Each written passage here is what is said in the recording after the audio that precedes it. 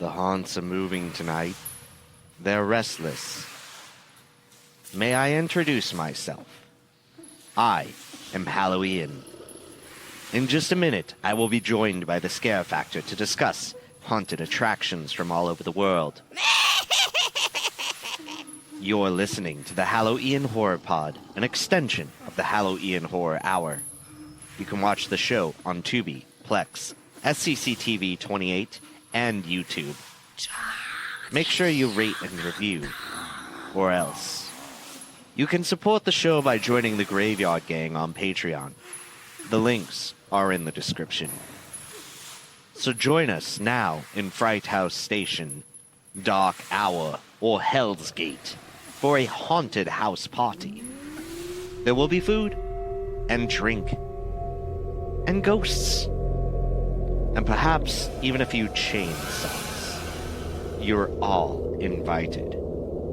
If any of you will spend the next 2 hours with us, I will give you each a thumbs up, or your next of kin, in case you don't survive. But here come our other guests.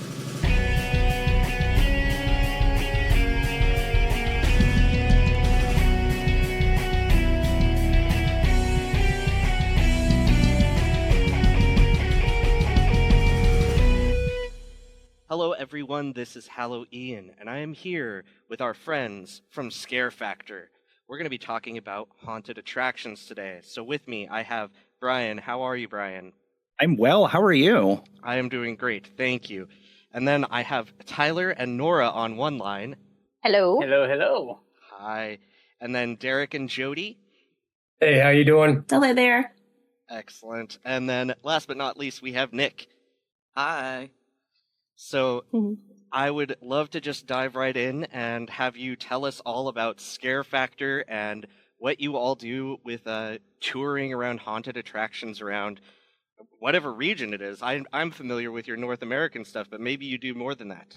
Right. So, yeah, Scare Factor is kind of like the Rotten Tomatoes of haunted houses. We've got almost 30 teams from coast to coast. The teams that we have here with us today are mostly Midwest, a little bit Northeastern up there for Brian, and a little bit East Coast there for Derek and Jody with Team Nosferatu.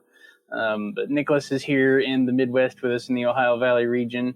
And we go around and we review haunted houses. We've got a haunt finder on our website. We just try to do what we can to help folks connect with the right haunted houses for them. Mm-hmm. And we do have a team in the United Kingdom, so that's about how far out we span right now. We're global now. So I love that. How did Scare Factor get started? So, Scare Factor was actually founded in 2005, not by us. There was a gentleman by the name of Tom Schaefer, and he was a former haunt owner, recently retired at the time. And he kind of coined the idea of having all these multiple teams all reviewing the same haunts with the same criteria. And so he got that going back in 2005. Nora and I joined in 2010, and we joined the force as Team Zombillies because we're kind of down here in southern Indiana out in the sticks, and so we're zombie hillbillies. So that's where our team name came from. And then so Team Zombillies started going to 15, 20 haunts a year. At the time, there was only 3 or 4 teams on the website, and we were one of them. And most of the other teams were just going to anywhere between 3 and 5 haunts a year, something like that. And like I say, me and Nora, right out of the gates, we were going to 15, 20 haunts a year. And so in our local area, anyway, Team Zombillies became more well-known than the Scare Factor. They're like, we'd go to the haunts and they'd say, oh, Team Zombillies is here. And we're like, no, Scare Factor. And they're like, wait, what's Scare Factor? So we're like, all right, we got to flip this around, So we kept talking to the owner, Tom, at the time. Like I say, now we're looking at, 2011, 2012, and like the awards page still said, check back in 2007. And we're like, Tom, we got to fix this, and smartphones are starting to come out. The site still had a bunch of like flash animations and stuff on there. It was not mobile friendly at all. We're like, we got to fix this, Tom, And he's like, I can't do it. It costs money. And we're like, okay, well, can we start our own website? And he's like, whoa, brakes, pump the brakes. He's like, why don't you guys, he said, like, you guys are just talking about getting a new website and all this stuff. He's like, why don't you just buy the Scare Factor? And we're like, excuse me? It's for sale? Like, huh? So we were presented with the opportunity to purchase Scare Factor in 2013, and I think we pulled the trigger then. Created the Haunted House directory in 2015. Yes, that's when that started. Because we had so many haunts reaching out for coverage, and we couldn't get to them all. Of course, even with all of us teams, we still can't get to them all. So we thought that the directory was a good way to kind of pay back to the industry. We still have the original haunt directory. It's a 3-ring binder here in our closet. So Yeah. That's what we were using to keep track of where all the haunts were and where we'd been and where we were going. And so we really leaned into the idea of scaling, having all these different teams all across the country. We made the application process. Everybody that's here now has gone through that process. And we basically vet them and make sure that they're not just doing it for free tickets. And everybody can attest to it. It's a whole lot more strict than even a job interview. Like, it's a cult. It's a cult. It's basically a cult. It's not. And but that brings us to where we are now. We're up to, like I say, almost 30 teams. I think we broke a record last year together. We went to over 250 haunts all around the world. And last year was actually the first year another team reviewed more haunts than we did. Our UK team went to almost 30 haunts last season, which was very impressive over in the United Kingdom. So they're helping us really fill in our international directory. And so, doing lots of bigger and better things. We're the official haunt finder of the Haunted Attraction Association.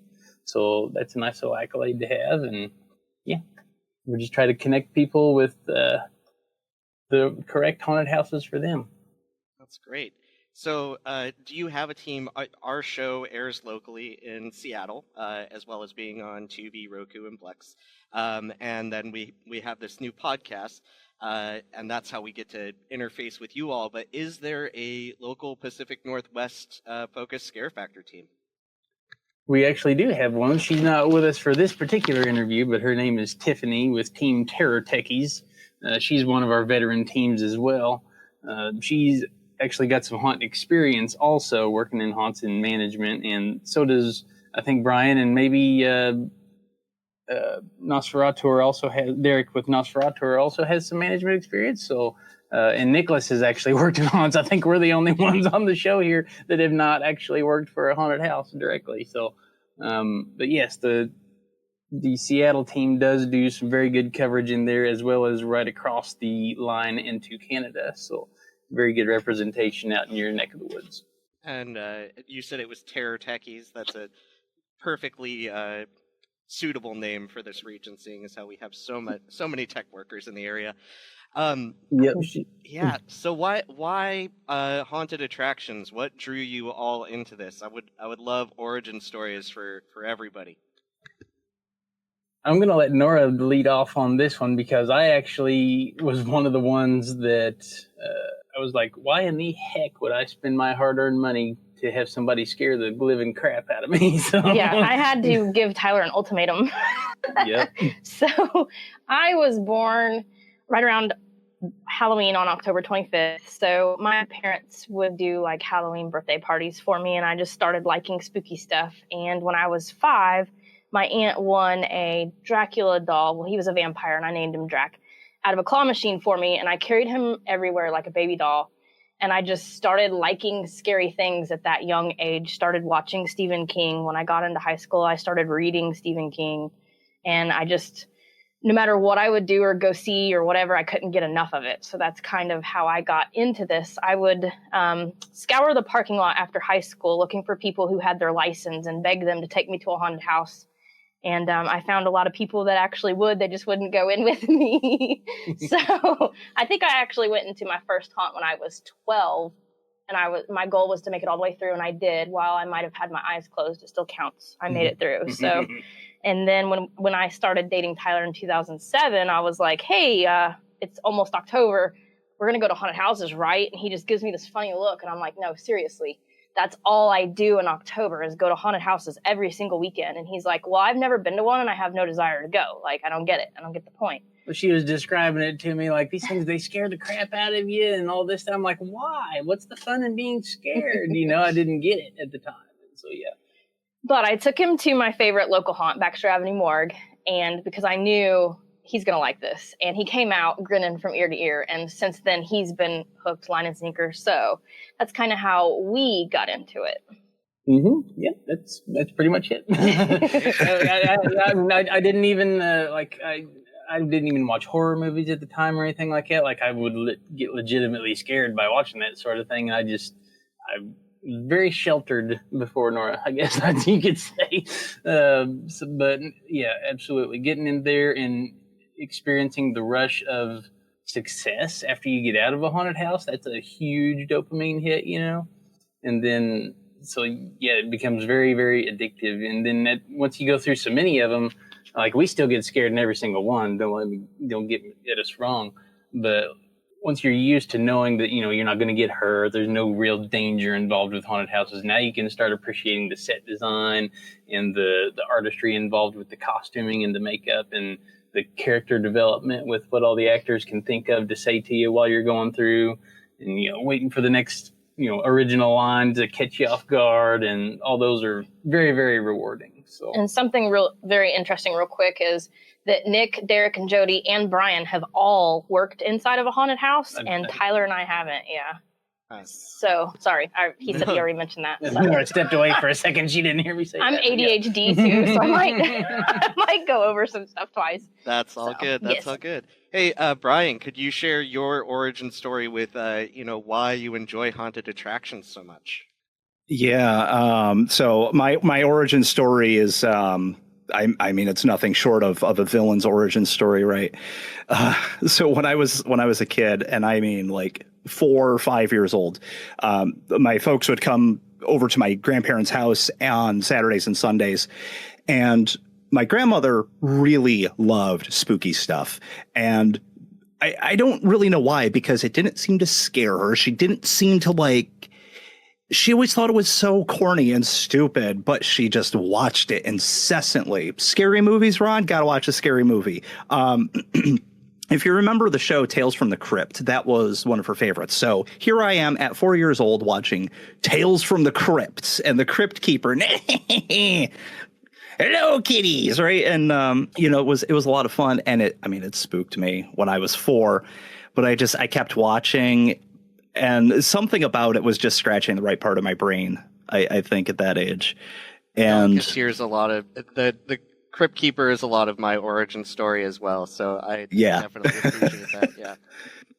Nice. So I something was scratching the right part of my brain when I watched that, and then as I got a little bit older and, I could read novels that were made for kids, I started reading the Goosebumps books, and, I would watch the Goosebumps series when it was on TV. And I remember watching Are You Afraid of the Dark when that was on Nickelodeon.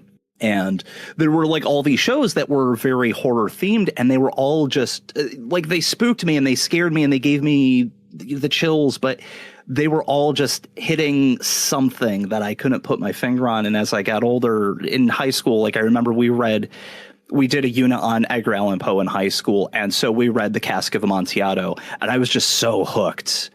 To this day, I have the big book of Poe, and it's any story, any poem, anything you want that Poe wrote, it's in there. And I love it. And my daughter likes to read from it from time to time, especially around October. She likes to read some stuff out of there.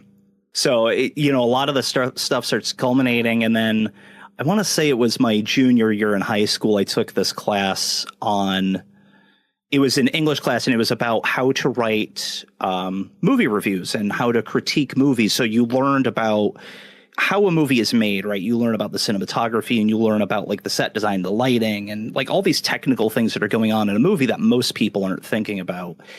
And you had to take all of that knowledge that you learned about and apply it to this movie that you watched.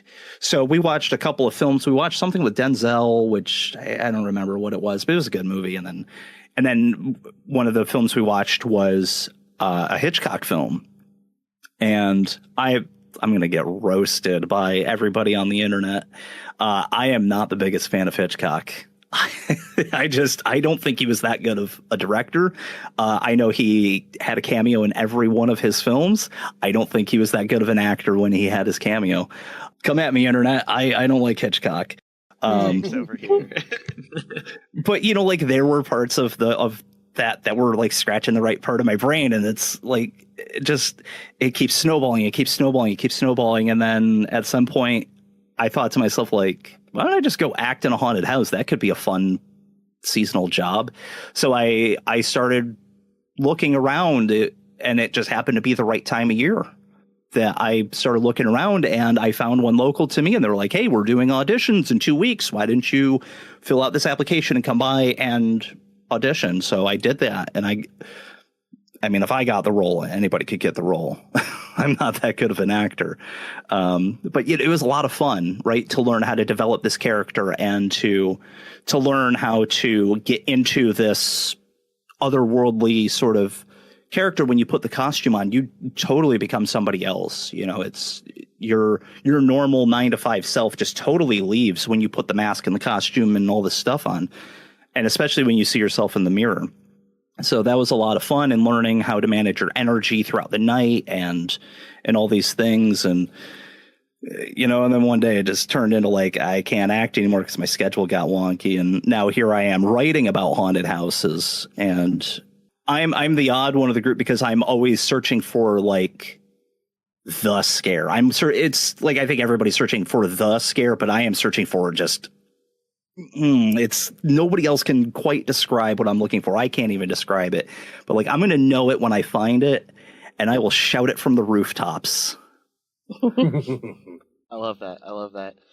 How about you, Nick? What was your origin story, and why haunts for you? Ooh, okay. So my origin story, I guess, would be when I was, ironically enough, also around 5. I'm noticing a pattern here with everybody. When I was around 5, I was at a game store with my parents, and I was watching like the trailers and previews for upcoming games, and one of them was for a horror game.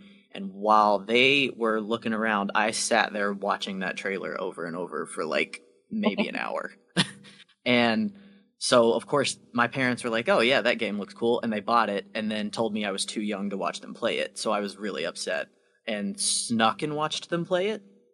And it kind of just evolved from there, really. I got really big into horror games, movies, just the whole genre. I was just not scared at all. I was enthralled, really.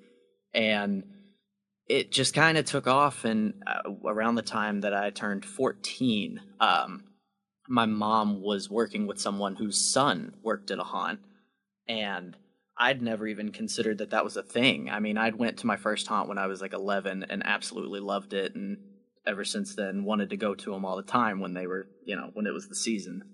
But yeah, so she mentioned to my mom, like, hey, my son works at this haunt. You should see if your kid wants to try it out. And I mean, I was only 14, like I said, and I'd never done anything like that. I was in theater at school, so I was already big into acting, and costuming and the like. But I was like, fine. She mentioned it to me, and I wanted to give it a try. So I went to the haunt to meet the owners, and I didn't even have to audition at all. They were just kind of like, hey, you want this part? And I wasn't going to say no. So my first year working there was honestly terrifying because I was not very good. I'm not going to lie. I was really nervous, and it took a long time to sort of get out of my shell. But I want to be an actor. Like it's definitely a career aspiration that I have. And I fell in love with it, even though I was terrified and felt like I did horrible that first year. It made me want to come back nonetheless. So I worked at that haunt for about 5 years, and then the pandemic happened, unfortunately, so I kind of had to stop that. But now I'm here, and I love being a part of the Scare Factor and going to haunts all the time. And I feel less weird now because I have other people that I can go with that also like it, because usually it was just me. I was just made to feel like the weirdo out of everybody. There's a very real chance that you were working in the haunts while we came through, weren't you? Oh, yeah. Mm-hmm. Oh, you guys scared me too. I'm not gonna lie. Yeah, I remember. When they would tell us like, be on your A game. The scare factor's coming through. Reviewers are coming through, and it was terrifying for sure. Okay, Derek or Jody, do you want to give your history with haunts? Well, I was kind of born into it. I was actually born on Halloween. So every Halloween, my birthday was a great party with everybody dressing up. And that kind of just culminated as I grew up. I started making my own haunted houses in the backyard, then the front yard, and everybody started knowing the house as the scary house. Later on, we purchased our home where we're at, and that's we had no trick-or-treaters. So we actually started looking around and ended up working at a haunted house and ended up managing a couple of scenes just to kind of help progress the haunted house industry. We decided to try reviewing so that we could see other haunted houses and see what they're doing and just how everything keeps on going forward. And so we actually applied with the scare factor, and so here we are doing reviews. And I kind of drug Jody along with me. Yeah, and this was actually our first year doing the reviews, and it has been incredibly fun because it gave us the opportunity to go and while we were acting and managing, we kind of were our whole month of October was tied up with doing that, so we never got the opportunity, like Derek was saying, to go out and kind of just see what else is out there, see what everyone else is doing. And so this gives us the opportunity to go out and go to different areas and meet other haunt owners and actors and all of that. And it's been really fun.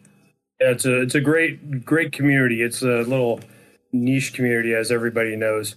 I mean, you start seeing the same actors, you see the traveling actors, you start seeing the same haunt owners. You go to Trans World or East Coast haunters, and you're meeting people, and then you keep on running into them, whether it's at a haunted house or at an expo or anything. And it's an awesome community, kind of psycho community, but still awesome. Psycho in the best ways. Oh yeah, absolutely. So I remember my first haunted attraction, and we're a little bit more sparse on the West Coast. My first haunted attraction was in a church, and the devil popped up, and it was there was some religious overtones. But I remember like sticking my hands into peeled grapes and noodles and stuff like that. It wasn't until quite a bit later that we actually got like a walk-through haunted house that was run by Cube 93.3 FM, which was our local hip-hop station, and it was more of a party environment. There was a cool little haunt attached to it, but it always ended out in kind of a concert at the end of the event, and I think it only ran like the 2 nights of Halloween. So it wasn't until a bit later that I actually got to really experience haunted attractions, but I have become hooked, and over the last 5 years, I've been to Halloween Horror Nights probably 4 times, and this last year I actually went to Halloween Horror Nights in Orlando, and then I got to go to the Dark Hour in Plano, Texas, and those people were absolutely wonderful. And then I was able to travel back here and do our local haunt here in Tacoma, Washington, called Fright House Station. And we also have Nile Nightmares here, which I've done a number of times. So it was a really cool experience, and I got to, because I was traveling around looking at haunts, Scare Factor kept popping up for me.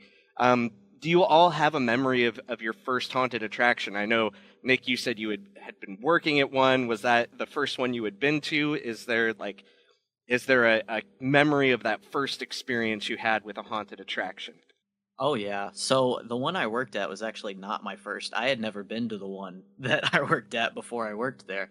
The first haunt that I ever went through was actually Culbertson Mansion. And I remember I went with my parents, and I was like, I think 10, 11 years old, and they told all the actors my name, so that was horrible. Yeah, and then I remember at the end, or near the end, they could put one person in a casket and you'd go down the chute. Of course, nobody even gave me a chance to say yes or no. They were putting me in it. And then at the very end, I got chased out all the way to the parking lot by a chainsaw, and I'll never forget it. It was great. Yeah, that's one of the iconic scenes at Culbertson, and it's close to Nora and I as well. That's the first one Nora ever went to. I'm sure she can weigh in on her first experience going through, but I'm sure it's pretty similar. Actually, no, okay, she's shaking her head no, but yeah. Well, Culbertson is special to all of us because, well, that's the first haunt that our review team reviewed for the Scare Factor over in this area, so that one's pretty special. But not only that, they are an all-volunteer ran charity haunt for the state of Indiana, so all the proceeds go back into restoring the Culbertson Mansion, so that's really cool. But my first experience was the haunt I went to when I was 12, and I was in the back of the truck of my friend's pickup truck that her older siblings had to drive us there because we didn't have a license. So we get to this haunted house, never been to one before, terribly scared. And we get out of the back of the truck. Literally, we rode down there in the back of the pickup truck because that was the only way they would agree to take us. And we get in the line, and they still have this yellow tent that everybody waits in. And I remember standing in the line, and they had like faux flame cauldrons like hanging. And I remember as we got closer and closer in this giant line of people that I saw this sign up on the wall. And it said, if you cannot fit in this box, you will not make it through. And there was a box drawn on a sign that was like not even 2 foot by 2 foot. And I'm sitting there staring at this box, and I'm like, I'm not going to hardly fit through that. How are these people that I'm with going to fit through that? Oh my God, they're going to like leave me in there by myself. What happens if we get stuck in the box? And this played through my mind the entire time I waited in line. So then when we actually went through the attraction, my friend Leslie, she took a chicken door, like in probably the second room, and left me in there with her teenage siblings to fend for myself, kind of. And they thought it was hilarious that I was trying to bury myself in their backs and not look at anything. And they would like get away from me when I would try to seek to them for solitude. So I remember looking up at one point, and they had a scene that was like, it was from 13 Ghosts, but I don't know if it was from the movie or not because I don't know when that was made, but the scene looked like that. And I remember seeing the cases of acrylic and the people were behind them, and I was like, oh my God, they can't come out, can they? And then one of them came out, and I went screaming and running, and that's honestly all I can remember. But I know I made it out, and after that, I was like, okay, we have to go to more. And so I would, continue to do that forever. What about you, Derek and Jody? Do you remember that first haunt experience you had? I was actually living in Oregon at the time, and we went to a place, Medford, Oregon, which is southern part, and there was a crude haunted house. I don't remember all of it, but I remember that there was one scene that the actor was laying on a gurney, and they actually had guts from the slaughterhouse. And they were like pulling it out of this person's stomach. And everybody looked at me because I was laughing hysterically and pointing. So I just thought it was the best thing since sliced bread. And that's when I was like, I'm kind of demented and I like this. So that's what I remember. And my experience was completely opposite. So I was, I was definitely young, probably elementary school for sure. And my parents, we went to some sort of like a pumpkin patch kind of thing, and that was all fun and everything, but they had this haunted house. And I remember walking through the pumpkin patch, looking up at this haunted house. It was this completely dilapidated looking, scary building. And I was like, okay, well, at least we're not in there. Well, when your parents want to go into the haunted house and you're with them, then so I had to go in, and I was terrified. It was a very scary experience. Just walking through there and being part of that. For many years after that, I was avoiding them like anything else. And then, as I got older, of course, go into haunted houses and stuff. That was more fun, but definitely not a good first experience. Kind of polar opposites on this one. Yeah. What about yourself, Brian? Yeah, so the earliest memory I have of anything even remotely resembling a haunt is I was, gosh, I don't know, 7, maybe 8, and I'm out trick-or-treating. This old man's got his whole front yard decorated like a cemetery, and he's got these gravestones, and he's got all the fencing and spooky sounds and all this stuff. And you got to go through all this if you want your candy. And I mean, what kid doesn't want their king size candy bar? So here I am feeling all brave. Nothing in here that could scare me. You can't hurt me. My folks are standing on the road laughing because, they know what's about to happen. And I get up to the porch, and the guy who lived there, he's dressed like a scarecrow, and he's slumped over in his chair, and he's got this bowl of candy sat on his lap. And you think to yourself, and you're standing there, even as a kid, you're like, this is a trick, right? So you calculate it, right? You're like, well, if I go in quick, maybe I'll get it before he scares me and I can run off. And I go in, and I took one step before he sprang to life, scared me. I took off running back to the street without my candy. And this guy's like, hey, you forgot your candy.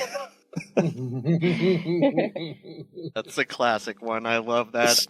Absolutely scared the crap out of me. And then the first real haunt that I saw was put on by, I don't know how to describe this place. It's like a permanent farmer's market. It's called Hafner's. It's here in the central New York area. In the summer, they sell like produce and flowers and all that stuff. And then in the wintertime, you can buy much of the same, just, it's not in season and it's not being grown locally in New York. But every October, they would take one of their barns and they would turn it into a haunted house. And I mean, it was crap. It was like black plastic walls and, cheap masks that they got from, I guess, the equivalent of Spirit 20 years ago. And, it was not what we think of when, as reviewers, when we think of like, oh, wow, that haunt was so good and their costumes and all this, like, it was nowhere close to that. But it was such a formative memory of like, that was kind of fun.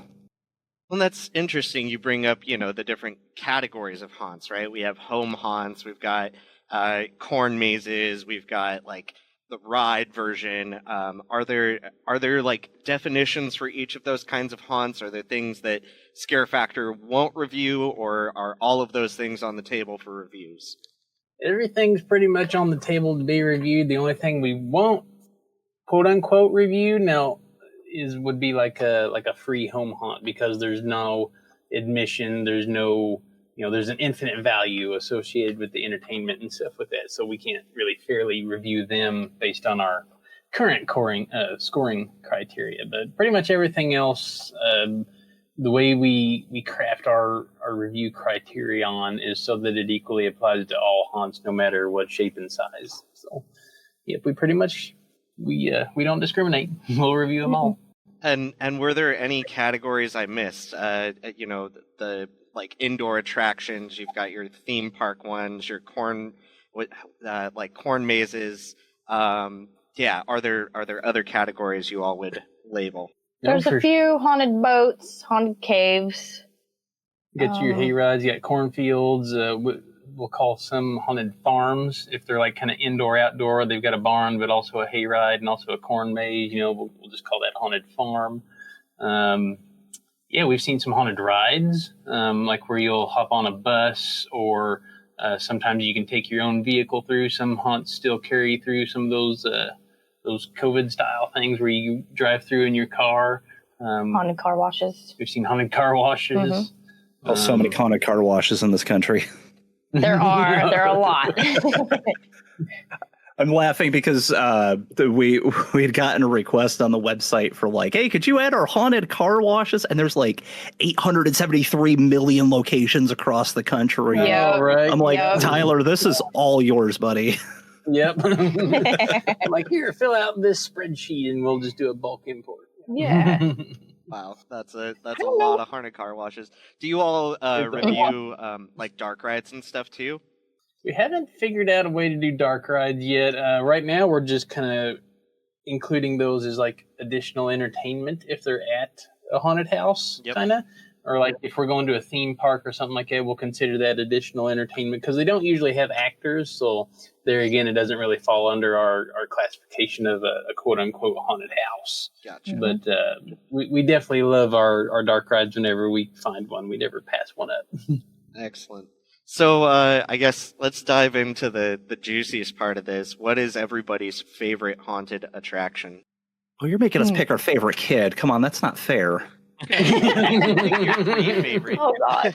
I know. It's like anytime someone asks me my favorite horror movie or anything like that, I know. But if you've got a couple that you're like, I can't leave them off the list, that's totally fine. But let's call out some of the best everybody's been to. Kick it off, Brian. Oh boy. All right. So mine, I'm going to have to divide mine up by region that they're in. So in the Northeast, I think like really one of my favorites in New York State, or two of my favorites in New York State right now, has got to be Terror Field, and they're in Clyde, New York.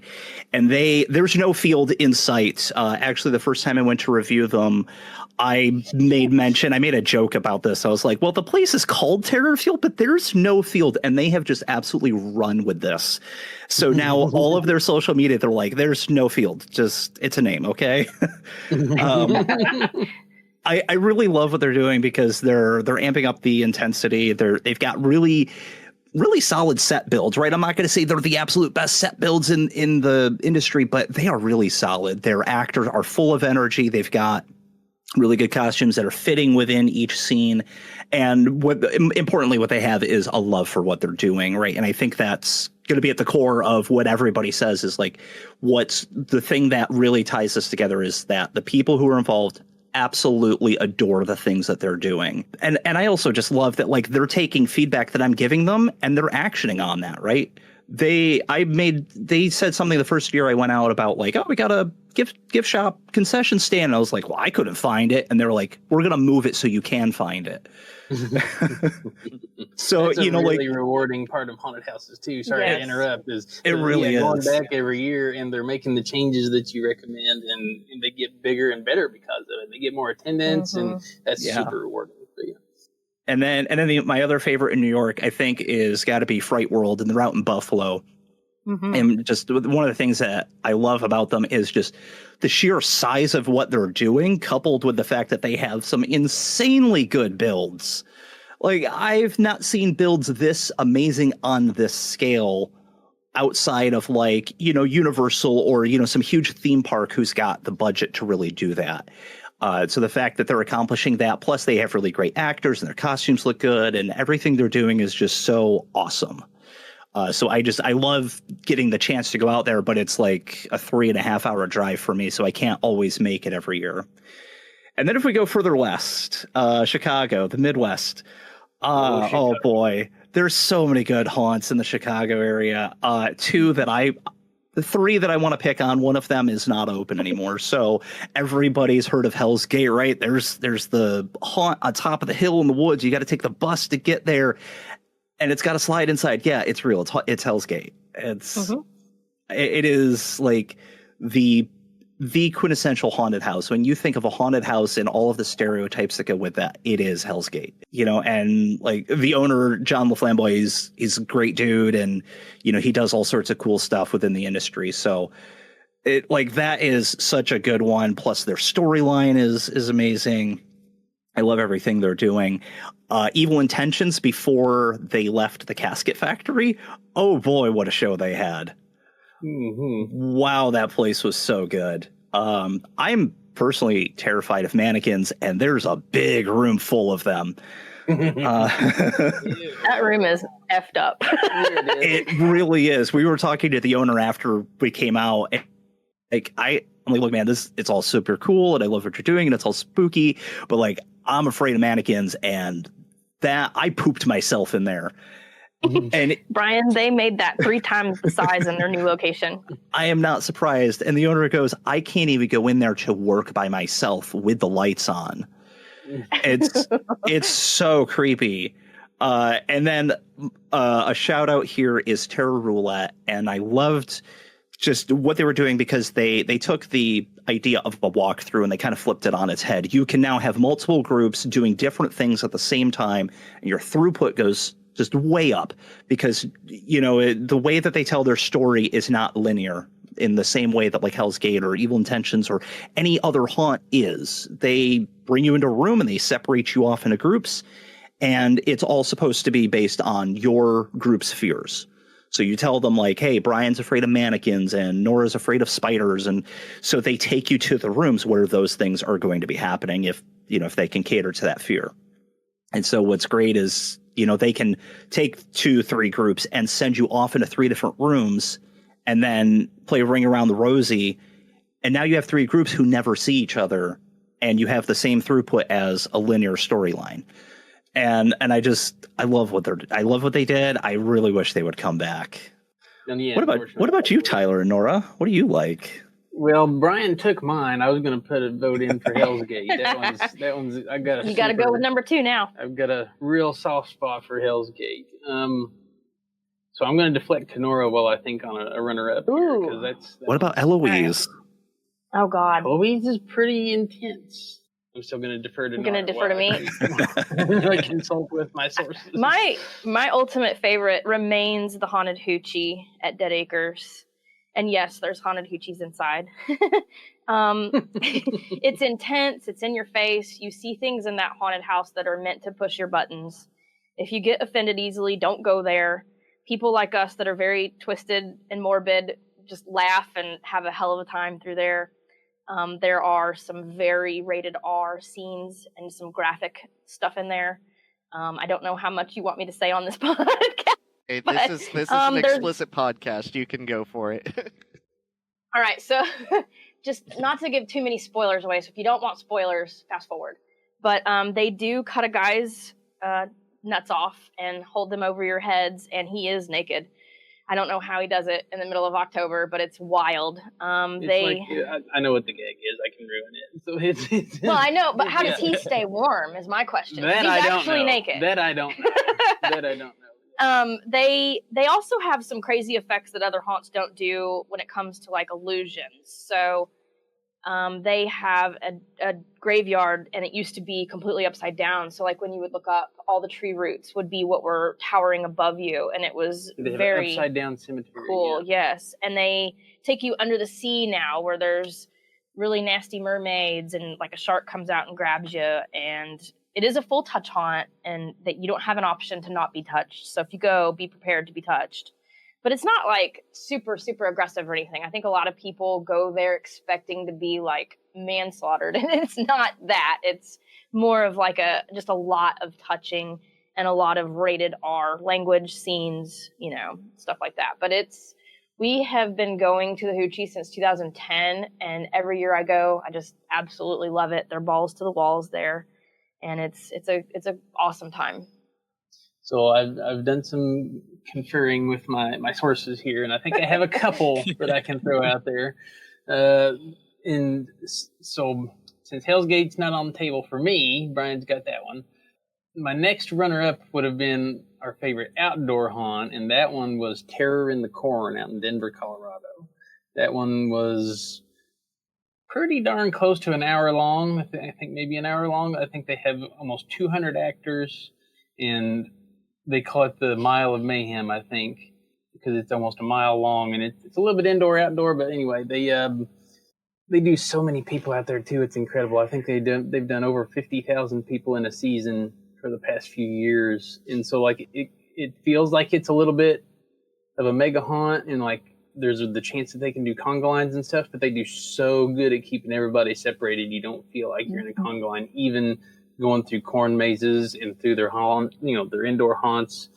It's such a great show out there, Terror in the Corn. They do really good things out there. And then my next one, coming back over here to the Midwest, I think I'm starting to get, of course, these are, unofficial favorites because we have our review criteria and all this stuff, but I'm starting to really, really, really enjoy Nightmare Cleveland up in Cleveland, Ohio. The immersion in that place is absolutely insane. It's an indoor haunt, and they're kind of doing like a little bit of the Resident Evil sort of thing. Like they're doing this human experimentation, and they're merging humans with plants and critters, and like they're growing these weird appendages and turning into like half human, half spider mutants, and like they're growing mushrooms out of people, and you go through all of the labs and all of the animal testing, and all the characters have got their own things going on. They're all in varying forms of mutated, and their movements are absolutely incredible out there. We got videos of most of these places too on the Scare Factor's YouTube channel, so you can kind of follow us along and experience them vicariously through us. I'll do a little shameless plug there, but love it. yeah, I've been really impressed with Nightmare. We've Queen only out been here there twice, and I agree with Tyler. It's definitely up on my top 10 very quickly. They've got a touch pass also, Yeah, so they can get handsy with not you. only do they get handsy, but like, not to, again, spoiler, their touch pass this year signaled out one person in the group, and they put you in a wheelchair and force you to get very close to the scares while they keep you in the wheelchair. So like they wheel you through, and then you're kind of at their will at that point, and it was very different to go through that experience. So definitely, if you're going to Ohio, put that haunt on your list. Mm-hmm. And I love Vicariously, the TV show this podcast is associated with is a horror host program, and we call ourselves a scariety show, so those kinds of puns. Nice. Heck yes. That's what we live for. So I'll throw a couple of mine out real quick, and give someone else the last word, since we've still got Nick, Derek, and Jody. But I have to mention them, and I love them. They are the sponsor of our TV show, Fright House Station here in Tacoma, Washington, which the last couple of years has been kind of this nightmare dentist theme. And a couple of years before that, they had a really cool underwater theme, and they have some really good production. They're kind of a year-round build, so they're just upgrading their stuff every year. And that's right under a shopping center here in Tacoma. They are a little bit on the smaller side, so I think the total haunt is only about 15-20 minutes. But a lot of the actors you see on our TV show have also been there, and a lot of their actors have come to our live events, and we love those folks. Last year, I also got to experience the, Obakayashiki, which is a immersive haunted house that is in Tokyo Dome City, and I was in Japan and had some free time, so I had to go check out this year-round haunted attraction that they have at the theme park outside of Tokyo Dome. There are no actors in it, but it is very much focused on J-horror, yokai, yuri, that style of stuff. So if you're a fan of The Ring or Ju-on or that kind of stuff, it has some really, really great displays and some fantastic animatronics. And it's only $7 to go through, and there's no line. So that was really exciting. And then I just had an incredible experience with Dark Hour in Plano, Texas last year. I was down there for Joe Bob's event. Have any of you been to Dark Hour? We were fortunate enough to go down there for Texas Haunters Convention last year, and yes, it is absolutely insane. Yeah, and I got to see their build rooms and their costuming rooms. They kind of took me around and shared some of their short films and music videos with us that are going to be on the show this year. And they were such nice people, and the haunt was incredible. I mean, it was like a half an hour walk through, and you go through these 13 different themes, and they have one really good section with the optical illusion where the bridge feels like it's spinning, and then everybody feels like they're going to fall over. So those are the three I'll call out, and then I'll pass it over to Derek. Well, we've been thinking about this pretty in depth, and it's hard to just go, well, this is a favorite haunt, because they're all a little bit unique in their own style, whether they're big or kind of a mom and pop type of haunted house. And the ones that we went to this year that really stuck out was Scream Forest, which is in Virginia, Fear Forest. Fear Forest. Yeah, I'm sorry, in Harrisonburg, Virginia. And just the scope and the size of it was really awesome. Family-owned land, and they just kept on building on it. And then we had the Total Terror, which was a husband and wife team ran this haunt, and just the way that you could tell that the actors just really enjoyed being there, and they made it fun because enthusiasm is contagious. The one that's pretty near and dear to our heart, Red Vein, out of Ashland, Virginia, which their storyline and their theatrical performance is, I mean, it's a very good standard to follow. But for psychological damaging and to really screw with your brain on long term is it's called Nefarious Haunt Experience, and it's in Gum Spring, Virginia.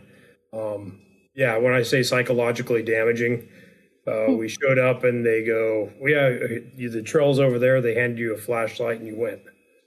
And it was dark. It was dark. Things happen. And when you walk up to one of their scenes and the hair on the back of your neck stands up and you see the actors and you know that something's going to happen and it still gives you the heebie-jeebies, that's awesome.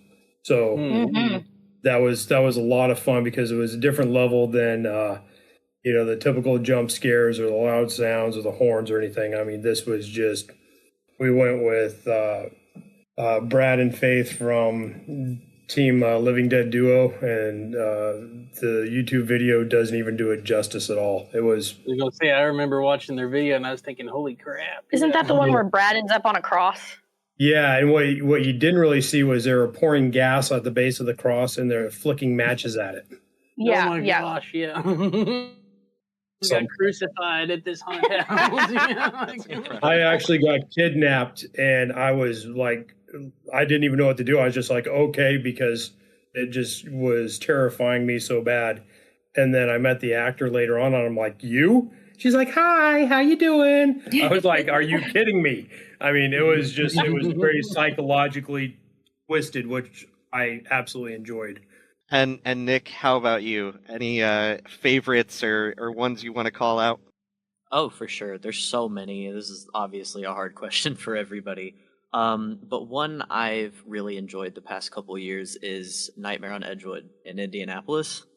I'm really partial to like really themed haunts and like where they have a consistent like theme or storyline, and that's definitely a good one if you're also into that, because you kind of start out at the entrance to a cinema, and you go in, you go through the whole movie theater, and you basically get put into 3 different films as you go through this haunt, and just the transitions between each one are just seamless. They really work, and it just stays really consistent, and it's very, very immersive experience. And they're also a touch haunt, but they utilize it well. Like, you're not just getting straight up manhandled. It really enhances the scares, and I just Tyler, Nora, you guys know. I love that one, but yeah. Oh, he got packed over someone's shoulder and carried through part of the haunt last year. Blessed over the water. Blessed, yeah. They like held him over a giant tank of water, and he's like, "Help!" They tried to cut my head off. They bully me a lot there, but it's okay. I'm fine. They do. Oh, the spaghetti and meatballs. That they tried to mix meatballs in the lab. We don't talk about it, Tyler. But yeah, so this haunt's all indoors, and like all 3 of those haunts, actually all 4, including the cinema, they all go upstairs, so they all have a second level. And so they're really fortunate with that building they're in, and they do lots of great things in there. They just changed management this year though, so we're curious to see how that develops over the next few years. Yeah, totally new ownership. The question that just came up for me, because I have never experienced a touch haunt, and I wanted to know like more about the experience. Like, I think everyone has kind of this hyperbolic idea that everything is like either a non-touch haunt or McCamey Manor. And so I'm hearing about these good stories about touch haunts, and I would just love to know more about that experience and what the levels are, and like how, just tell me more about that. You opened a can of worms talking about the Manor, though. I know I did. I'm sorry. We can cram that back in. He should be in jail. He's spraying people with a hose in the front yard, and he's working at the garden center in Walmart. We know. Yeah. So for anyone listening to this show that is not familiar with what McCamey Manor actually is, Halloween is correct. It's kind of like a torture chamber, and a lot of people sign up for it and don't really know what they're getting into. And if you do know what you're getting into and that's what you like, that's your thing. but it's in no way, shape, or form a haunted attraction if you ask any of us. Absolutely not. It's not even a torture chamber. Like, I mean, we've all seen the Reckless Ben videos on YouTube, right? Like, he's making you do push-ups in his front yard. He's hitting you with a garden hose. And then, like, none of what he's doing is what's been advertised, right? And this is like the whole thing is like, oh, they're pulling teeth. He's doing none of that. He has no cast. It's him and a couple of his hillbilly buddies who are like, we're going to scare him good. And then they don't. So ever since he got chased out of Oh God, California, Brian. yeah. oh god, you got me started on McCamey. Oh Yeah, sorry. yeah. Not to derail Touch stuff. not. Yeah. That's for a different day, Brian. It is. Yeah. No, it's I think the important thing is like what a lot of people say about him is just totally not true. It's not a torture chamber. It's not even a haunt. Like, but it's stay away from it. When it comes to touch haunts, there is a large variety of them. There are some that start out as small as just subtle touches, and we have seen some of these who don't even really advertise that they touch.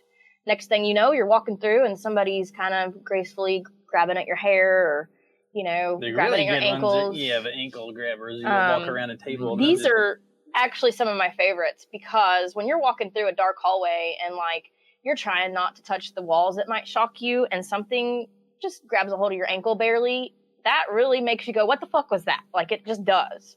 So I personally love the haunts that use it to enhance like a scare environment that's kind of already there. Just to pop the personal space bubble, Yes, but they go pretty high nowadays. There's a few of the more like interactive shows that we have not done yet, and there's things that existed like Blackout, Stag, and there's a few others kind of like that are they do weird things like like puking and making you think you're going to eat it, or ripping out tampons in front of you and making you think that you're getting that blood on you, like a lot of gross out, like those are more one-on-one like fear factor kind of thing. And then we have a lot here in the Midwest specifically. We have a lot of optional touch haunts. It's becoming a larger thing, and honestly, I think it's a really good idea for those who want to explore touch. So that way, I think some haunts are only touch, and they are losing out on a pretty big fan base by doing that, because kind of like you said, Hallow Ian, people kind of go, oh my God, is this a McCamey Manor thing? And it's a way to kind of subject yourself to this to see what it is, but a lot of them are just glow stick necklaces. So you put a glow necklace on to signify that you want to be touched, and if it's too much at any point, you just remove your necklace. And it is working really well, especially in Ohio. There's at least 10 to 15 haunts that are running that right now, and some of them have been doing this for years and years. It's just not people just don't hear about it. And it's anything from like a glow necklace touch haunt, anything from putting you on tables and acting like they're going to cut you with a chainsaw, to pushing you up against walls, kind of sandwiching you in between actors, because that's not a normal thing. And when you have one on each side of you and you get singled out, it's pretty, I have in a video of ours at Chippewa Lake Slaughterhouse, there are 2 almost 7 foot tall men who have sandwiched me in between them. And it's absolutely horrifying to like get that. And yes, they could touch, they weren't aggressive or anything, but you get that. Like I said, the wheelchair, sometimes they will not necessarily restrain you, but they temporarily kind of make you think you're restrained. For us, we go along with it. I used to go to the Haunted Hotel in Louisville when it was a little more extreme and hands-on and grabby and pushy than it is now, and I would take an ibuprofen before I went in because I knew I was going to come out of that place sore. And over the years, we've kind of hit them on that in the reviews, saying it's a little too aggressive. Like, you don't have to be aggressive for it to add to the scare. And I think that they have done a good job adapting that better. But we've also told like any of the reviewers that are with us when we go to a touch haunt, just kind of let your body go where they want you to go. Like, just kind of lean into it and it won't hurt as much. Like, don't fight them. These haunts are very, very skilled at honing in on which actors they trust to allow to do that sort of thing. They don't just let anybody come in off the street and say, yeah, you can rough these people up. Or they throw 'em around. shouldn't. Yeah. Most reputable haunts do not do that. Yeah. And even still, the ones that are allowed to do it are very good. They're veterans. They're very good at detecting body language. They can tell if you've had enough as it is. Like, they're not just going to keep messing with you and they're not going to do like they do with Nick and pack you over their shoulder and carry your head buried in somebody's back, Yeah, like when I went to the 17th door, people think that one is one of the most wild haunts out there. And this is something that people would probably feel a lot better to actually hear. So I am, like Brian said, absolutely terrified of spiders. It doesn't matter if they're real, fake, I don't care. And when we went to the 17th door, my largest fear was the spider room, because they legitimately do put real tarantulas on people while they are trapped inside of a airbag cubicle thing where you can't raise up your arms to like get it off of you or fight or anything like that, which is intentional. And I thought I was going to need to purchase a mercy pendant there, which is a little light bar that does get you out of certain rooms, or it may get you out of certain rooms and shocking. And I wanted to buy the mercy pendant, but because we were filming this for YouTube, I was like, okay, I can't be a pussy on the YouTube channel, fine. So I won't buy the mercy pendant, and I did not. So when I got into this room, immediately my whole body like got flushed. You could tell like in the video I'm very white because I'm legitimately terrified. And the actors immediately picked up on that. Mm-hmm. So instead of doing something like the MM haunt would want to do, the 17th door, unlike many people would think, they put me in the airbag closure and they threw fake spiders on me, the real spiders on Faith and Brad, who are not nearly as... They clearly weren't as scared as I was. Mm-hmm. So they did not intentionally want to traumatize me. Or the spiders. And they want people to truly have fun in there. So I think a lot of people kind of get into their own heads not knowing, what's this going to be like. And if you are curious about going to a touch haunt, I do recommend finding one where it's optional. Mm-hmm. So that way you can put your glow necklace on or your bracelet and then just take it off if you don't like it. Yeah. Moral of the story is reputable haunts are just, they want you to have fun. They want you to have a good time so that you'll come back and go through again and tell your friends. They're not out to traumatize you. And there's a few actors out there that get in their heads, oh, you paid us to scare you. We're going to we don't care who you are and how scared you are. We're going to take it over to notch 20 out of 10, But good, reputable actors will know, okay, they've had enough. They got their money's worth. Let's make sure they want to come back next year, So. And I think an important thing to note, too, is that some haunts will have multiple levels of like touch options. Right. So I went to one this past year in New England where you could get the add on for a touch necklace. Right. And so if you went with, I think, blue, that was like light to moderate touch. They're going to do the standard things like Nora was talking about. Right. They're going to brush your hair. They're going to like kind of redirect you very lightly. They might push you against the wall and they're not going to hurt you. Right. They're not slamming you against the wall or anything like that. Yeah, push isn't shove. Yeah, it's just like, oh, hey, we're going to guide you this way, and they'll grab your shoulders and. There's a video of me getting like pinned against the wall by a couple of actors, and it's if you have fun with it and you can banter with them, like it's going to make that experience way better.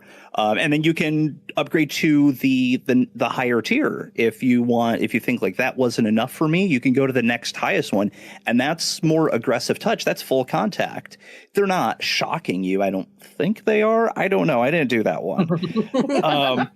But like they'll hold you down to the table and they take a chainsaw without the chain on it and they hold the bar down on your stomach, whatever. They give you a good time, right? That is something that like if you're in that middle ground of like I think I want some touch, but I don't know how much I want, to find a haunt that's doing these multiple options where you can step it up if you decide I need more than this, or hey, that was great, I'll stay there.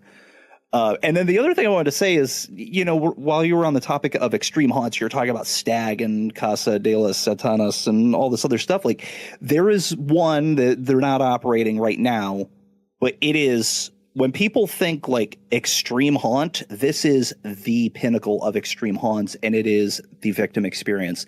It was put on by the Freakling brothers out in Las Vegas, and everything you've ever heard about the other guy, it's true about these guys, right?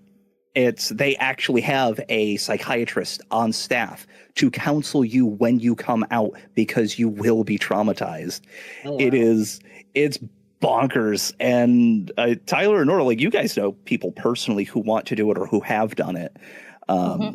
Yeah, we've heard people we haven't jumped into it ourselves. We call those immersive horror on the site. That's extreme immersive horror. Yeah, I'm right now doing that. Totally go do that. Yeah, I'm not. I don't prefer that either. I like immersive, but yeah. I like immersive, but not to that degree. And there's rumblings that it might be coming back, so who knows? Yeah, I think that actually segues really nicely into talking about actors. Are there traveling actors or like actors that work at specific haunts that like you really look forward to seeing them when they're showing up in a performance? Oh yeah, for sure. So especially with some of our veteran teams that have been doing a really good job at covering their areas for several years, they'll see some of the same actors over and over again, and we see that too.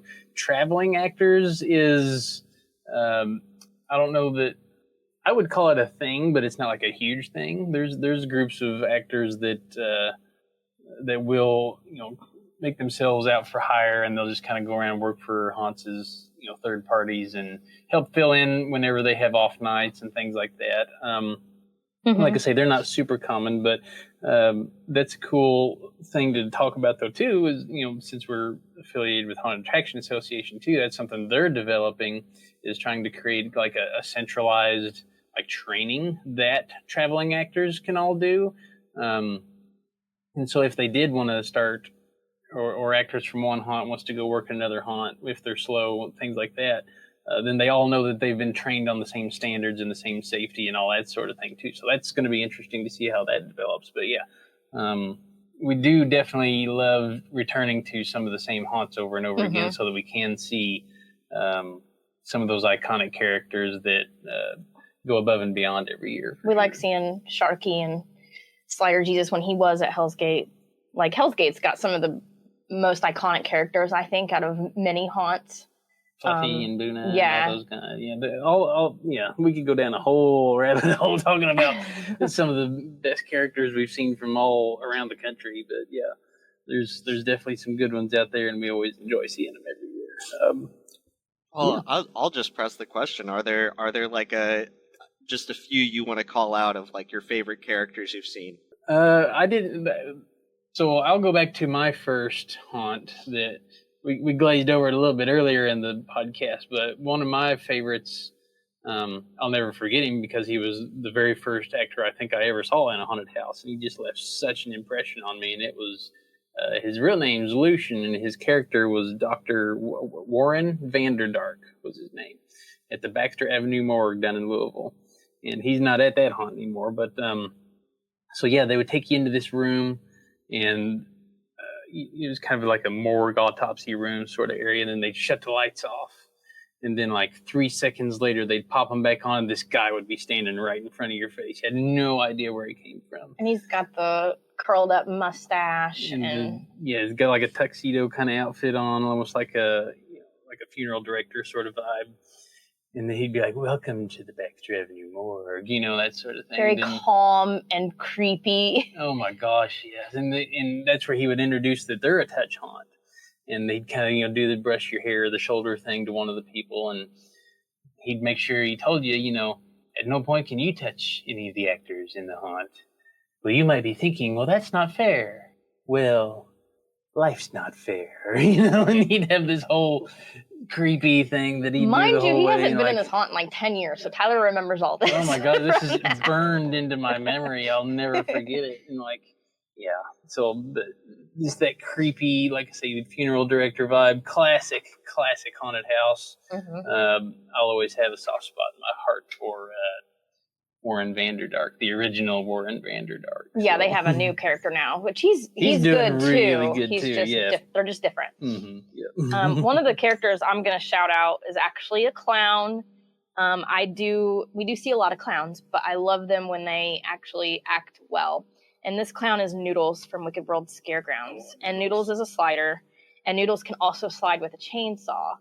But what he's really good at is reading the audience, and he will scare us. I can't even tell you how many times. Every time we're on the grounds, it's like his mission to scare every single person at some point while they're on the property, and he's just very, very good at it. He's so fast. I think he does maybe 200 or 300 laps around the midway every single night. Like I don't know what they're feeding him besides energy drinks, but it's it's keeping him going. I remember looking around at one point, and he was standing on top of the ticket booth. And we were like, what the hell is he doing? What about you, Derek? I think, or Brian? Yeah, Brian. What about you for characters? I thought for sure Tyler was going to talk about the twins at Hell's Gate because, oh god, they're so good, right? Like they are very good. They're in the first room in the main attraction, and they pack all these people in there, and then like the show starts, the lights come up, and these two girls come out, and they're on this platform way up on the wall, and they say their lines in perfect unison. And then there's, if I recall correctly, there's like a lighting effect with some sounds, and then they fly across the room. It's the coolest thing. They have a flying rig, yes. And then they fly over you multiple times throughout the haunt as well. So yeah, they utilize the twins a couple more times inside the haunt, which is, we really like storylines that do that. That's why Hell's Gate's one of my favorite haunts, is because they're so good at that immersion in the storytelling and taking you all the way from the trail that you have to go through all the way to find the haunted house out in the woods, and then there's the story behind it, and like it's just a huge rabbit hole that you can't go down far enough. Like they've got all the bases covered for sure. I love Hell's Gate. It's great. It's great. Team Nosferatu, do you have favorite characters? Oh, absolutely. Tiny the Clown, obviously. You know how small that guy is with the name of Tiny. There's the guy Twitchy the Rat and Bubba. He's a kind of a hillbilly type of character who walks around and takes a toilet plunger and sticks on his stomach and screams at you. It's actually pretty funny. There's at Total Terror, there was a sidekick to Father O'Malley. Sebastian was the character's name. His name's Emerson.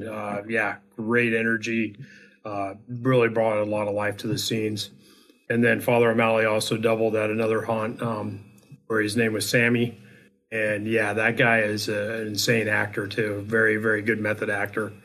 But those are the ones that just really pop out into the head right off the bat. Nick, any for you?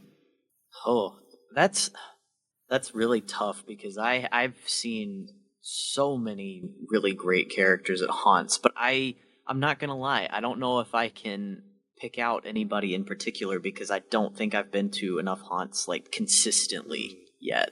Like I feel like I need to go through the same haunts that I've been through like multiple times to kind of get that vibe and really acknowledge a character that's always like on their A game.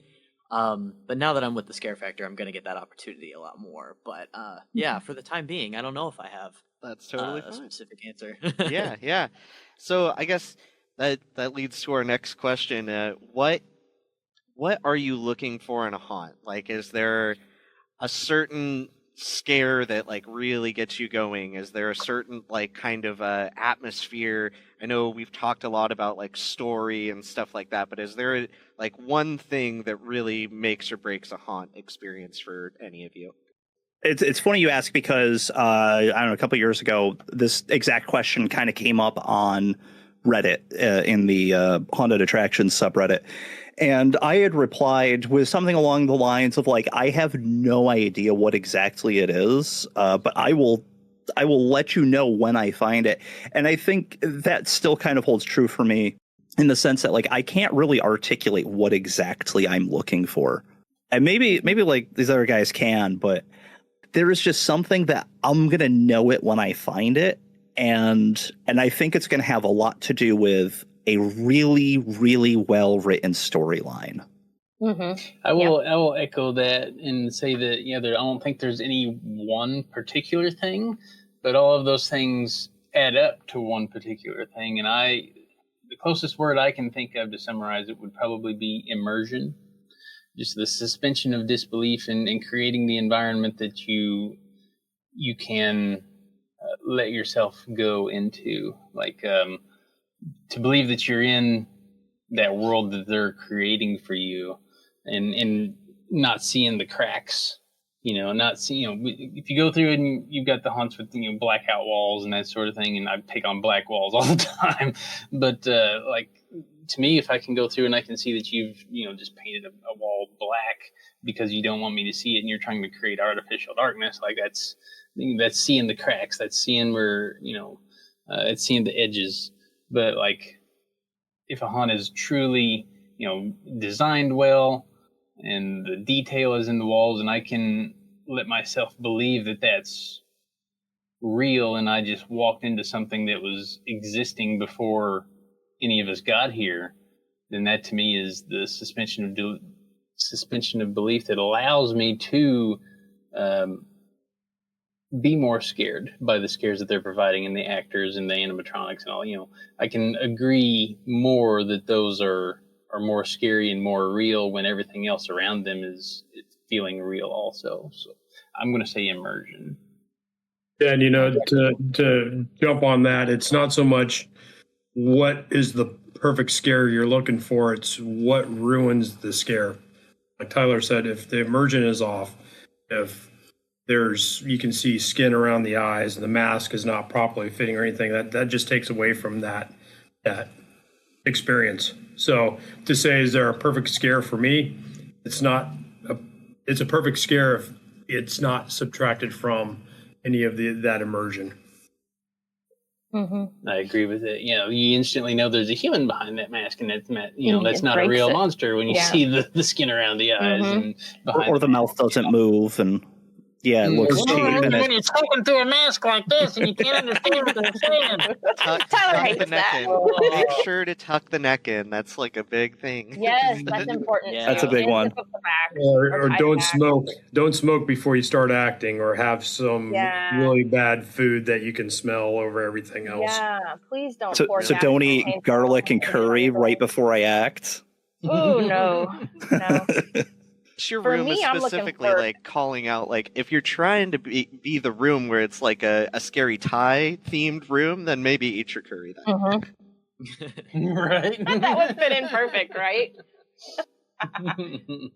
For me, I'm looking for an interactive cast that enhances the overall experience. So I can forgive the black walls here and there as long as the cast is captivating my attention. And they are either making me believe I'm doing what I'm doing, making me feel like I need to be scared, warning me of what's coming ahead, kind of instilling that storyline. So it probably does really go back to the overall immersion. But for me, some of my top haunts are actor-driven haunts for that reason. I think the actors are backbones to haunts, and they must be very good for the show to succeed.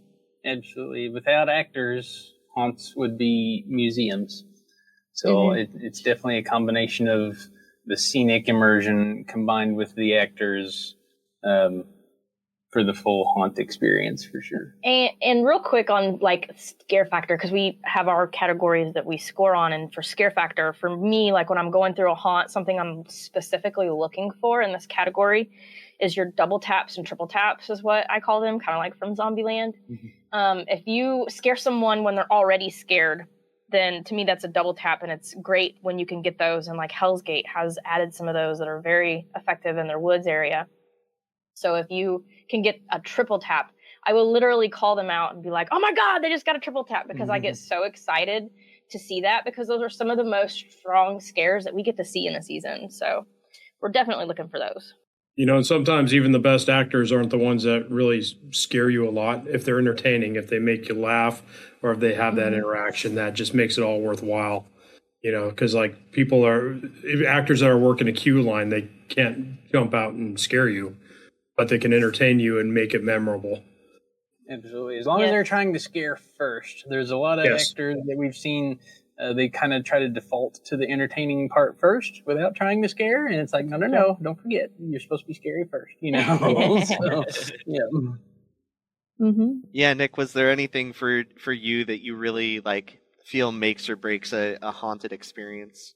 Yeah, Tyler stole my answer, but I I wholeheartedly agree with immersion and just making everything like believable. For me personally, I'm also big into realism. Like that's really what scares me. It's like it goes beyond that immersion. It's like if you're putting me in a situation that could maybe like actually happen in real life, that's what gets me. Mm-hmm. Yeah, if they can make you wonder if it's real or not, then that they've done their job for sure. Yeah, exactly. I would also just like to call out like a production design. I really like, and this is part of what you were saying with immersion, but like a well-built scene, very well-built costumes, making sure the mask is on correctly and that like parts of the body move and stuff. But other aspects like smell and sound play a large role in that. And I think some places do it better than others, and one of my favorite ones, I mean, it's Halloween Horror Nights, they have the production value, but it was in 2021, they had a pumpkin patch, and the whole place smelled like rotting pumpkins, and I was just blown away. Oh. And it had like this heavy mist, like there was just like the ooze of the pumpkins rising in the air, and I really appreciated just that setting and that production value that they included in that. Nice. Yeah, sound is one that not a lot of folks think about too, but when it's done right, you don't think about it. But if it's not, if it's too quiet or if it's too loud or things like that, that's when you start noticing when sound is maybe not done as accurately as it could be. But yeah, that's a whole rabbit hole too. But we've seen a lot of haunts really investing in like subwoofers and things too, and like we've noticed that like when you watch a horror movie and they're trying to build that suspense and there's that low droning rumble in the background and you just like nothing else is happening. Like you could watch the same scene with your TV on mute and it wouldn't be near as scary, but with that low rumbling sound, it just adds this whole sense of dread. And we've noticed a lot of haunts really investing in that low rumble through some major subwoofers here in the past few years too, and it's really paying off. Yeah, and that comes from the movie Sinister. They did this thing where they like plugged everybody in and like checked their heart rates while watching horror movies, and Sinister was claimed to be the scariest movie ever because it increased everybody's heart rate, but really all they were measuring was the increased heart rate, and they were using that like subsonic kind of it's a tone that's in like a tiger growl that's supposed to like stun you and increase your heart rate and lead you into a panic. And so I don't know how many haunts are using that, but I know it was very effective in that movie. At least are using that. It's called infrasound. Yeah. You can buy this whole rig, and it's crazy expensive, but it releases this rumble that you feel and you don't hear it because it's resonating at a frequency below what humans can typically hear, and people who experience this report feelings of dread. Yes, we've seen a haunt use it in their chainsaw area, and it was like I was absolutely anxious before I even knew the saws were coming. Like there was no reason to really be anxious, but like very, very anxious. It was weird. That was back before we were video recording and we were just doing audio recordings, and we were going back and listening and trying to think what in the heck made this area so different, and you could just hear it in the audio. That rumble sound is what did it. I wanted to make a note on like we were talking about immersion, and like I really want to harp on one thing. Sorry, humor me. Temperature is something that nobody, and I mean nobody, is thinking about. Not very many. Tyler and Nora know this. This is something that I'm always thinking about.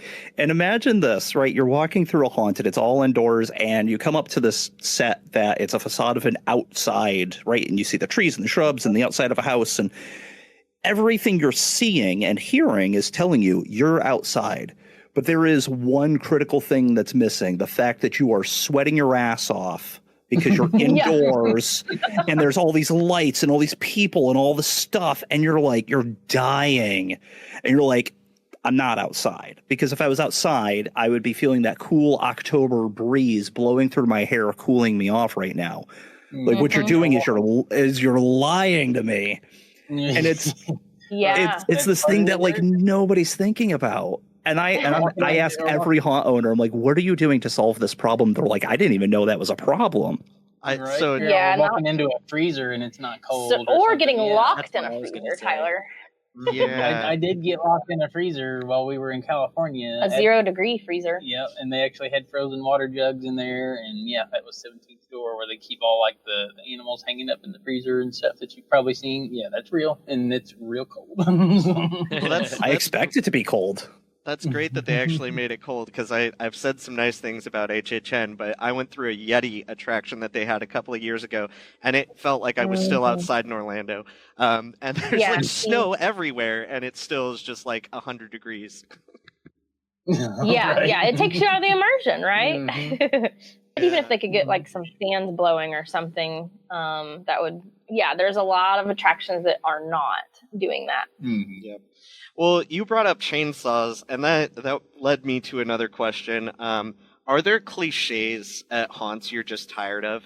Chainsaws. Tired of is I get tired of seeing people not using creativity or plan Bs in haunts, like so specifically for chainsaws.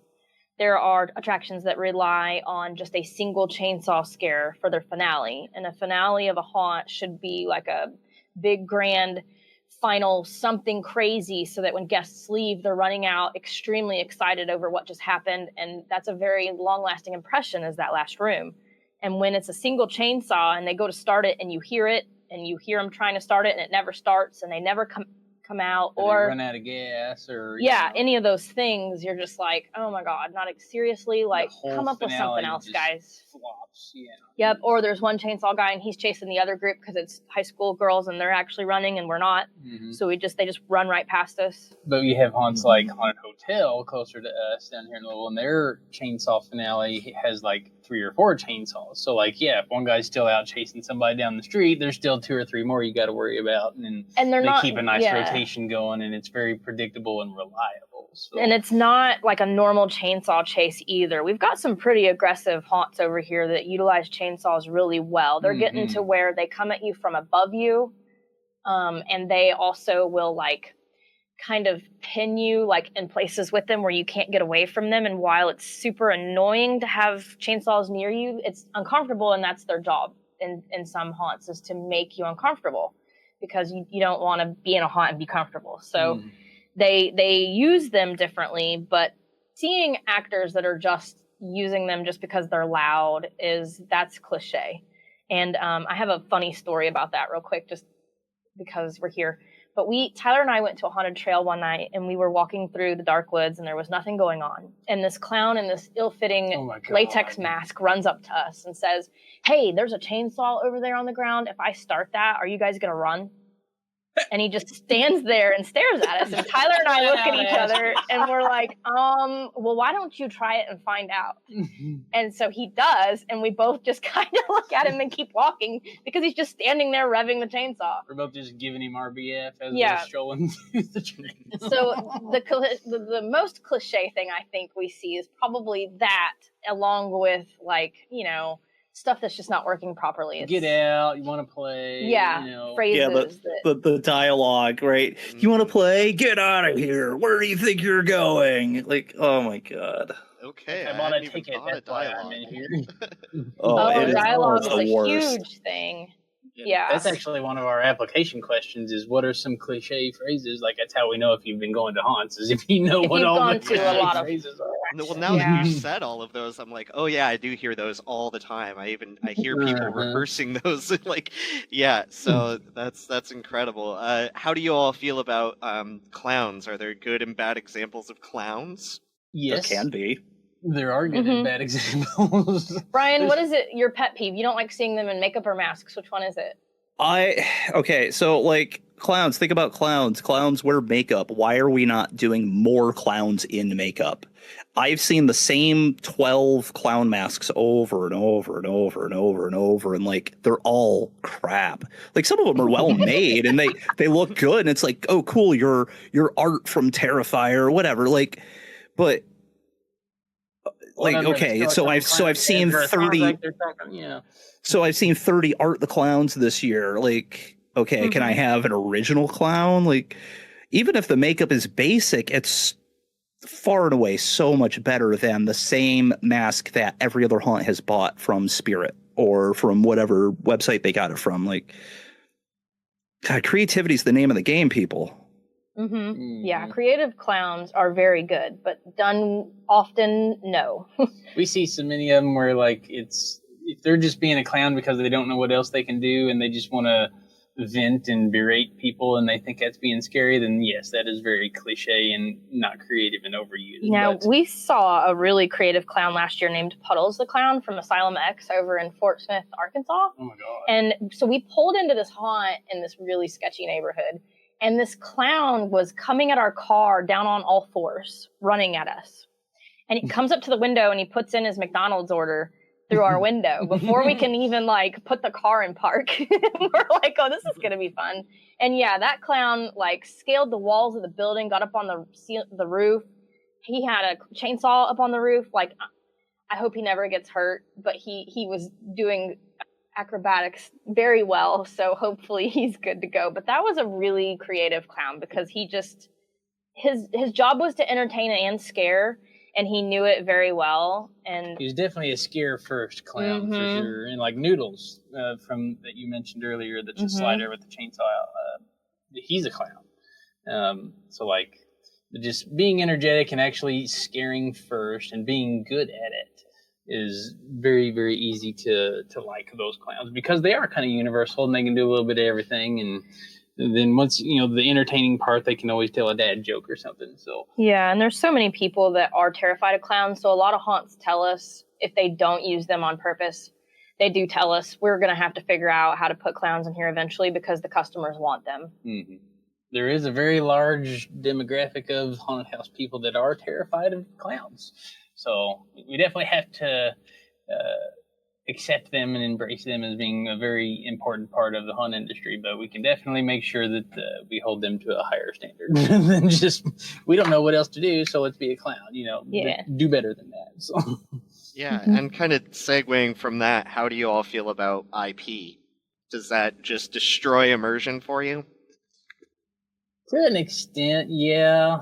For me anyway, it's I understand there's a demographic of people that like seeing their favorite horror movie characters and stuff too. And we actually, when we first started reviewing, back in 2010, 11, 12, we were giving awards for, best Michael, best Freddy, best Jason. And then we got to thinking about it. Oh, these are IPs. They're not supposed, very few haunts have the actual license to use them. Yeah. So we should not be rewarding that behavior. So we actually stopped giving awards for that. And so to an extent, it feels a little bit lazy. But there are haunts that freaking still do them really well too. Yes, I will say that. Like there really are. If you just have a Jason popping out of an impromptu cabin, and just kind of swinging a machete around, fine. But like, there's haunts, like Nora said, that they build entire scenes, and they have the swamp, and he comes out of the lake. Yeah, Field of Screams, he comes out of the swamp down here, and he's actually in the water all night. Like, it's really cool. And I think they have multiple actors because he chases you on land too. So, IP, people are familiar with them, and they know why to be afraid of them. So I think that's why a lot of customers love seeing their favorite characters in the haunts. But I also think haunts should work really hard, kind of like Hell's Gate, and develop their own storyline that you can unfold on their website just by visiting it. Like, you can literally interact with their study and stuff online and learn who their characters are, why maybe you should be afraid of them. And I wish more haunts would kind of do that, so that when we see Puddles the Clown, we know like it's almost like a Pokemon card, like, their strengths and weaknesses and all that. It's like as soon as you see them, you're like, oh no. If you see Freddy, you're like, okay, don't fall asleep. So it would be so cool to see haunts become more and more creative and develop those characters to where we know why we should fear them or whatever it is. As a site, we definitely support creativity and originality for sure. So, and I think overall, we're seeing more and more haunts going to original characters too. I'm hard pressed to find a haunt that has movie characters. Like, I saw one last year that had some movie characters, and that's not to say that it can't be done tastefully. Like, you guys were talking about, the Jason scene where he rises up out of the water. Like, that's so badass. But, and like, sometimes you have an event like, oh, it's Friday the 13th and it's happening during haunt season. If you have an actor that fits the stature of Jason and you have a really good looking costume, like, I don't necessarily see a problem with doing a, photo night where this actor is walking around in the common areas and, kind of doing your little Friday the 13th event. But like having him as a mainstay is like, yeah, it's like Tyler and Nora were just saying, you start getting into this space where like, it's not your character, number one. And number two, like you can do these really cool things. So why are you not developing a character that can do that really cool thing and it's yours and you can promote the hell out of it? Yeah. Like if you're an actress that's 5 foot tall and you weigh 350 pounds and you have triple D boobs, maybe don't put on a Michael Myers outfit. Yeah, we did see that. Or do. I personally, I'd like to see that one. Oh my God. So are there any things in the year 2026 that you're most looking forward to? Events, haunted attractions? I know there's a lot of stuff that just pops up during the middle of the year now. This episode will come out in, I believe, March. So are there like, St. Patrick's Day haunts, summer haunts, Trans World, any big conventions you're looking forward to? Do you go to things like Mask Fest, that kind of stuff? All of the things. So, yeah, we're definitely going to Trans World. And then I'm going to do another shameless plug. Go to our site, and there's a photo on the homepage about our year-round haunts. So that is actually where we put all of our Valentine's Day haunts, our St. Patrick's Day haunts, our Scream Break haunts, the halfway to Halloween, all of those, even Christmas. If you're listening to this in October, get ramped up for Christmas, Easter for sure. All of those, we keep that a living, breathing list on the site all year round. You can check it every single day, and it'll probably be different.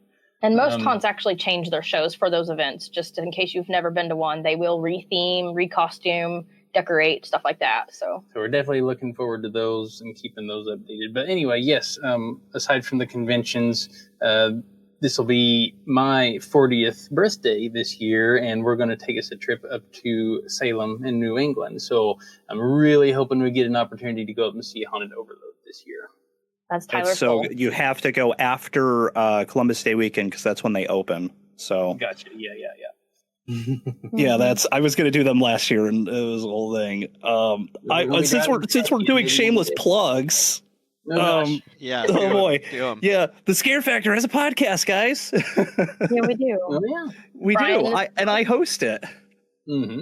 If you ever wanted more of me, and I don't know why on earth you would. So we're so we're actually ramping up to get ready to put that into production for the new season and stuff. I'm aiming for like mid-March, but don't quote me on that. Sometime this year. One of the things we're going to do, one of the episode topics is taking somebody who's never been to a haunt before and taking them through a haunt and then interviewing them afterwards and seeing like, what was your experience like? How are you? What do you think? Are you going to go to more haunts now? Or are you so terrified that you're going to sleep with a nightlight on again? And so I'm dragging one of my coworkers to Field of Screams in Lancaster, Pennsylvania. God willing, we're going to go down there for their halfway to Halloween event. And we're doing all the media. We're doing short form video while we're there, after each of the haunts and like, hey, John, what'd you think? Oh, I pooped. Like, okay, good. and then after that, we're bringing him on the podcast and we're gonna talk to him for like an hour and like, oh, it'd be great. I'm so excited for that. What's the name of the podcast, Brian? The Scare Factor Podcast. You can find us everywhere you find your podcasts. We're still not on iTunes. Oh no! Apple hates us. Yeah, wow. It legit does. Wow, that's surprising. Is that also available on YouTube? It is. It's available on YouTube, Spotify. You can find a thing on our website, thescarefactor.com. We're everywhere. I could pull up the whole closing script to tell you every platform we're on, but the big ones are like Spotify and YouTube. You can probably find us on Deezer. I think that's a really popular one for podcasts too. Great. Most of the big ones you should find, except for iTunes. Okay. Yeah, no, still not on iTunes. I'm gonna do this kind of quickly, and this is gonna be a really hard question, and it's probably a surprise question. But I'm gonna start with you, Brian. What's your favorite horror movie? Oh God, Cabin in the Woods. Okay, Tyler. Oh, I like Jason, so I'm gonna say Friday the 13th. Okay, a specific one or just the? Well, actually, he's my favorite horror movie character. I wouldn't say that for movies. Gosh, it's so tough. You gotta do it fast. Quick. Okay, Tucker and Dale versus Evil. Excellent. Ooh. Nora. Jeepers Creepers. All right. Derek. Believe it or not, A Perfect Storm. Fantastic. Jody. Ooh. Oh, jeez. Quick, don't think. Terrifier. All right. And Nick. The original Nightmare on Elm Street or Sinister? Okay. Ooh. Good. Fantastic. Is there anything you all would like to plug that you haven't already plugged, or would you like to plug it again so people remember to do it? Well, we offer walkthrough videos on the Scare Factors YouTube. We obviously also do the written reviews on the website where we score all the haunts. We have the podcast, like Brian said. We do Facebook, Instagram. We are basically everywhere. We're also open to chatting, so if you guys want to know anything about haunts or anything like that, always feel free to send us a message or an email. Yeah, just opened up the zip code radius search on there, so we're gonna exclusively announce that just for you guys. You guys get the first notice that we just opened up that functionality on our haunt finder. Before, you just had to search by state, maybe a haunt name if you were lucky. But now you can type in a city or a zip code and look for anything we have around that area. So we're excited to bring that to the table this year. Yes. Excellent. Yeah. Well, I appreciate you all joining us today on the Hallow Ian Horror Pod. This is an extension of the Hallow Ian Horror Hour, the Scariety show that you can watch on Tubi, Roku, Plex, or YouTube. We have new episodes every October and occasional specials that pop up throughout the season. Like recently we had our Claymation Winter Holiday special with our partnership with Hobo Films, and we'll have a spring special coming out as well. So make sure you're following us in all of those places. And for the Graveyard Gang, we appreciate you joining us. Have a great day. Thank you. Thank you. You as well.